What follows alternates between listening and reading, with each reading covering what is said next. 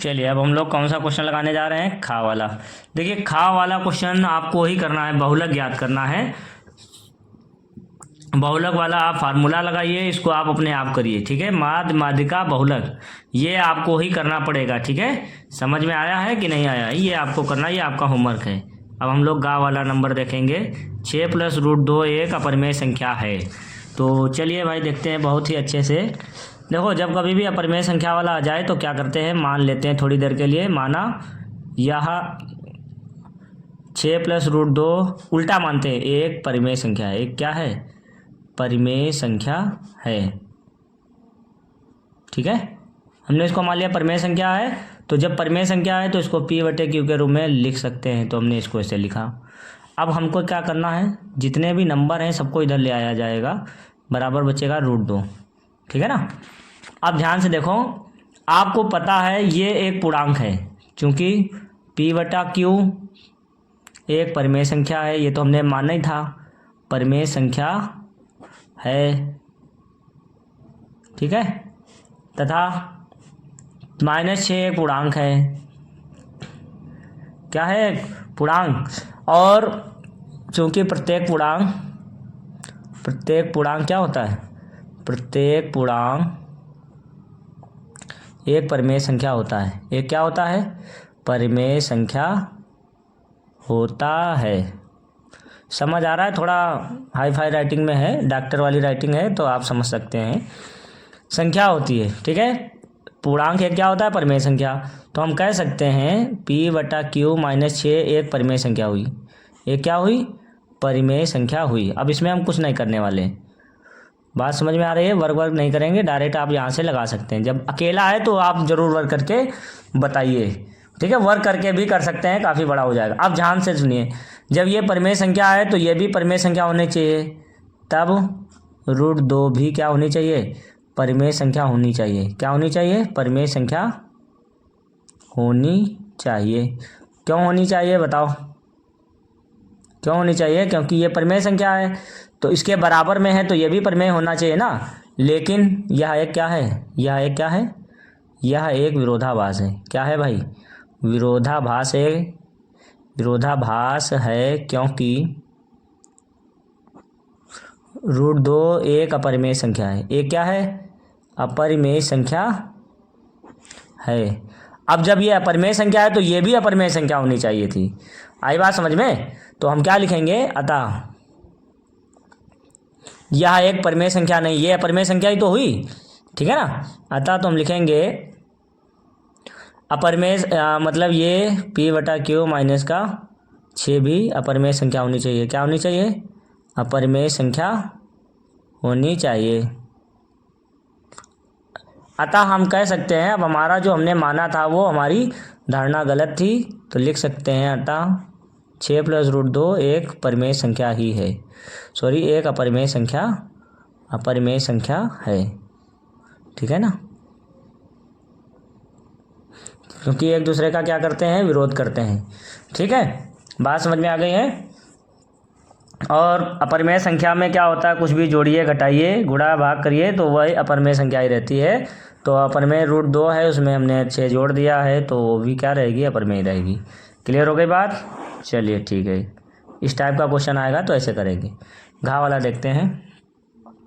कहता है द्विघात समीकरण है 9x² - 6x + 1 = 0 का विविक्तिकर ज्ञात करना है। क्या ज्ञात करना है, विविक्तिकर। और फिर मूलों की प्रकृति ज्ञात करना है, वास्तविक है उन्हें ज्ञात भी करना है। बहुत अच्छा सवाल है।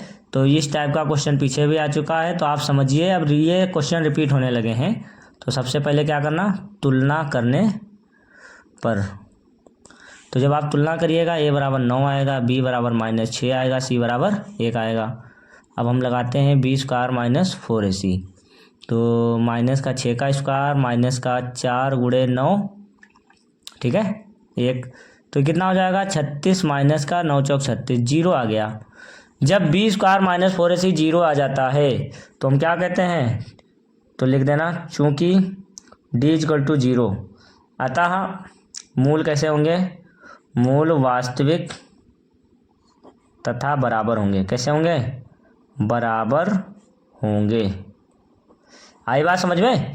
जब बी स्क्वायर माइनस 4ac 0 के बराबर आता है तो हम कहते हैं मूल वास्तविक और बराबर होंगे, ठीक है, समान भी कह सकते हैं। अब हमें मूल ज्ञात करना है तो x बराबर डायरेक्ट फार्मूला लगाइए, minus B plus minus under root B square minus 4ac बटे में कितना 2a माइनस बी का मान कितना है भाई -6, तो माइनस माइनस हो जाएगा plus minus B square minus 4ac तो 0 बटे 2 गुणे ए का मान कितना है 9 है ना, तो 6 बटे कितना आएगा 2 गुणा 9, काट दीजिए 2 3 6, ठीक है ना, 3 से काटिए 3 दूना 6 3 3 9, तो 2 से 2 कट जाएगा 1/3 आ जाएगा आंसर। कितना आ जाएगा 1/3 मूल आ जाएगा। दोनों मूल यही आएंगे। बात क्लियर हो रही है। एक मूल अगर 1/3 है तो दूसरा भी मूल कितना आएगा 1/3 ही आएगा। बात क्लियर, ओके। चलिए आगे देखते हैं। इसके बाद इसका अड़ा वाला क्वेश्चन क्या कहता है। कहता है एक ठोस एक अर्धगोले पर खड़े शंकु के आकार का है और जिनकी त्रिज्या है 3 सेंटीमीटर, ऊंचाई 4 और इसका संपूर्ण पृष्ठीय क्षेत्रफल पाई के पदों में ज्ञात करो। ये पिछले सेट में था, किसी सेट में था, ठीक है ना। तो चलिए हमें देख लेते हैं, बना देते हैं। ये रहा अर्धवृत्त, इसके ऊपर एक शंकु लगा हुआ और इसकी ऊंचाई 4 त्रिज्या 3। समझ में आ रहा है, दोनों की ये है। तो हमसे पूछ रहा है ठोस का संपूर्ण पृष्ठ, तो क्या लिखना, डायरेक्ट लिख रहे हैं ठोस का संपूर्ण पृष्ठ। देखिए आप क्या करना, जो जो दिया है वो लिखना है। तो लिखना क्या, अर्धवृत्त कहाँ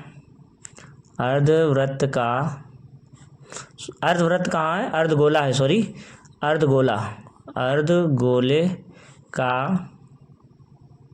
अर्धगोले का वक्र पृष्ठ। क्या लिखना है, वक्र पृष्ठ प्लस ये वाला ढक जाएगा।